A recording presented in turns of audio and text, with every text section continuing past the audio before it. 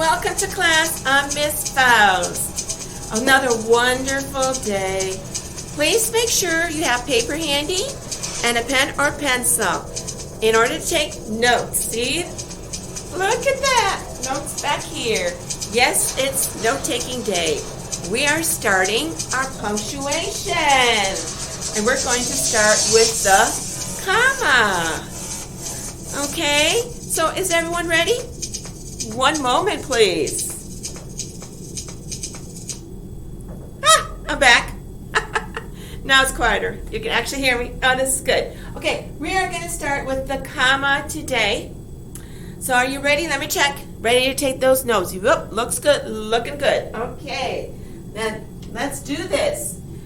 Comma, here's your symbol for the comma.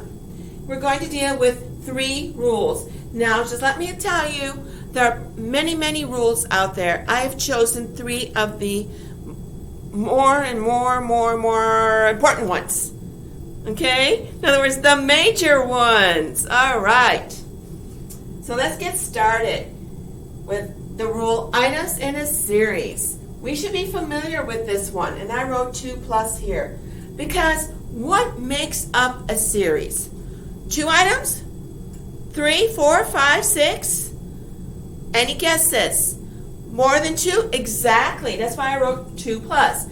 Because if you said, I like skiing and fishing, do you need a comma? You have 2 items.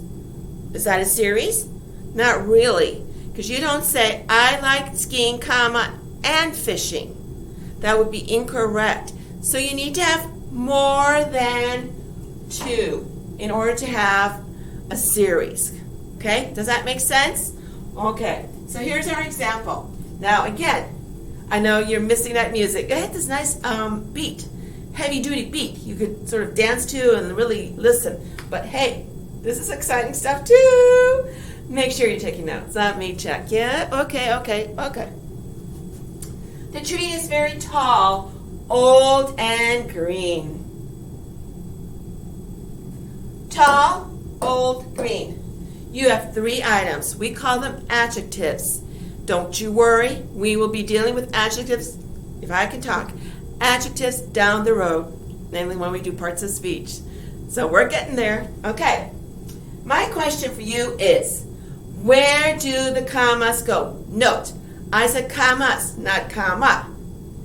Where do the commas go? Any guesses? Yes. Between what?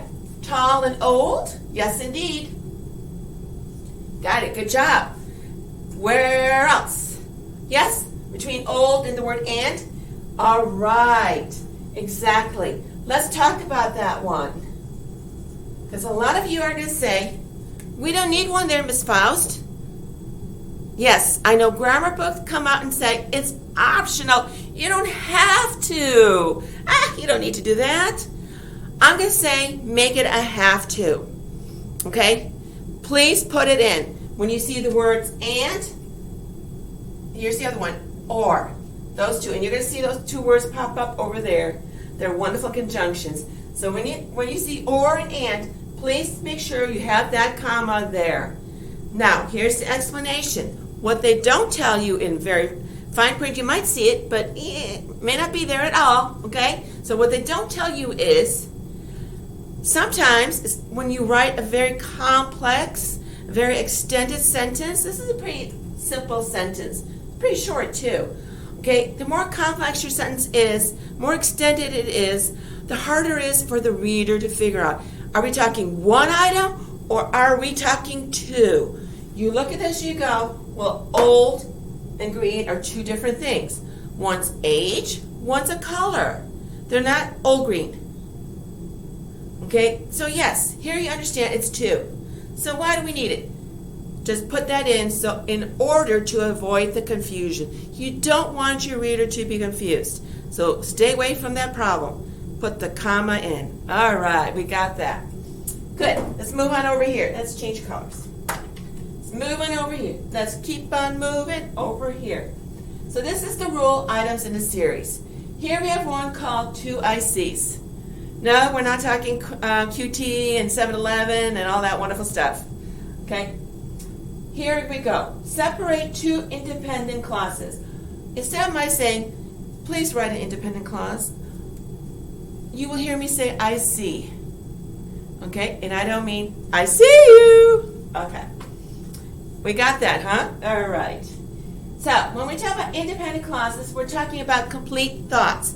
There's a subject, there's a verb. It's a complete thought. Okay? Also, it can stand on its own. Example. She ran to the park. She is your subject. Ran is your verb. Okay? She ran to the park. There are no questions, are there? No light bulbs going ding, ding, ding, ding, ding. Need information, need information, need information. We have everything. She ran to the park. It's all there. Okay? That's an I see. That's a complete thought, and it can stand all on its own. Okay, now separate two of those, two I sees, two complete thoughts with what we call coordinate conjunctions. Note, I wrote on top there CC. So if I ever say to you, what are two CCs? I'm talking about coordinate conjunctions. Your and or are CCs. All you need to remember, because there are 7 of them. 7. It's not that hard to remember. Here's your keyword. Here's your memory word. Boys fan. Okay? Boys fan. That's the memory word. And here they are. But, or, yet, so, for, and, nor. Did anybody catch it? But started with the B as in boys fan. Or started with the O as in boys fan. Okay? So each of these letters stands for one of your CCs. So all you need to do is remember the word boys fan and you've got it made. Any questions about that? No? Okay. So let's go and look. So keep in mind, items in a series, 2 ICs. Tom wants to go to the farm. Yet his sister does not like farms. Let's go through this. We go from Tom wants to go to the farm. What is that? Is that a complete thought? Anybody? It is? Okay. So you have 1 IC. Okay. What about his sister does not like farms? Is that a complete thought? Yes. What? Yes? Okay. It's another IC. So guess what? You have your 2 ICs. Uh-oh, we're missing something, folks. Anybody figure that out? It says separate with what? With CCs. Is there a CC? Anyone? Yes, there is. Right here. Okay. So now we're separating those 2 thoughts with a comma. Where does the comma go? Anybody? It goes after yet? No, it doesn't. It goes before the CCs. So it's before. Keep that in mind. That's a common mistake that we do it after. So, comma, but, comma. No. It's comma, yet, comma, but, comma, for. Please remember that. Any questions? No? Okay. Change color. Yeah. Okay. Here's our 3rd rule. See, it's not that difficult. Comma in a series. 2 ICs. Uh-oh. Hold on. Hold on. Pretend you're not seeing this. I want to put the rule. This rule is your DC plus IC. What does that mean? No, again, we're not talking about 7-Eleven. Okay. Separate a dependent clause. In other words, a DC. So if I say to you, I need a DC, think dependent clause. Oh, and by the way, just in case you're going, okay, what in the world is a clause? Clause is another word for, any guesses? Sentence. Good job. Sentence. So remember that. If I say sentence, you can think clause, because some people are taught the word clause. Others were taught sentence. Okay, sorry about that. Okay. A dependent clause, a DC, it's an incomplete thought, Yes, it could have a subject and a verb, but it's not all there, not all the information, so it cannot be on its own. It needs to be either reworded, you pull one word out and put something in place of it, or you link it to your IC in order to make it a real sentence. For example, let me see if we have it up here. Okay, for example, let me check. Ooh, I got it.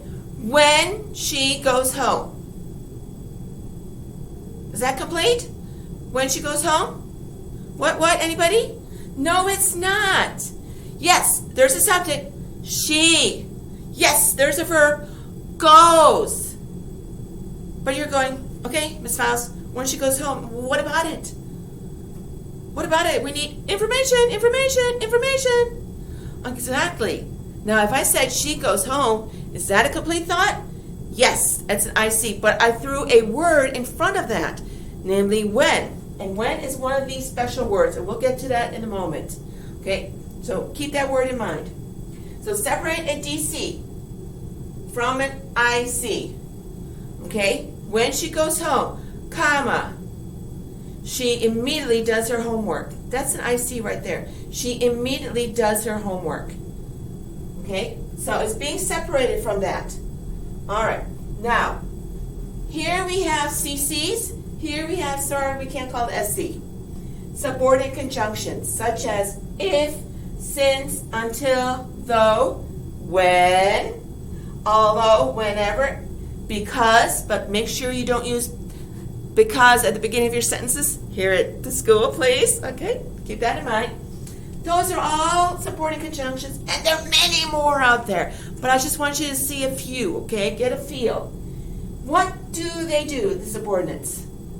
Over there is a connection more, okay? Subordinates, what they do is they take something that would be a complete thought. She goes home. It's a complete thought. But you put when in front of that, you now have a DC. Exactly. It takes an IC and turns it into a DC. Exactly. So keep that in mind. So DC plus an IC. It's got to be connected. Example. When she gets to the mall, Susanna will go to the food court. We already said when is the subordinate. Okay. When she gets to the mall, IC or DC? Any guesses? Yes, it is a DC. It's a dependent clause.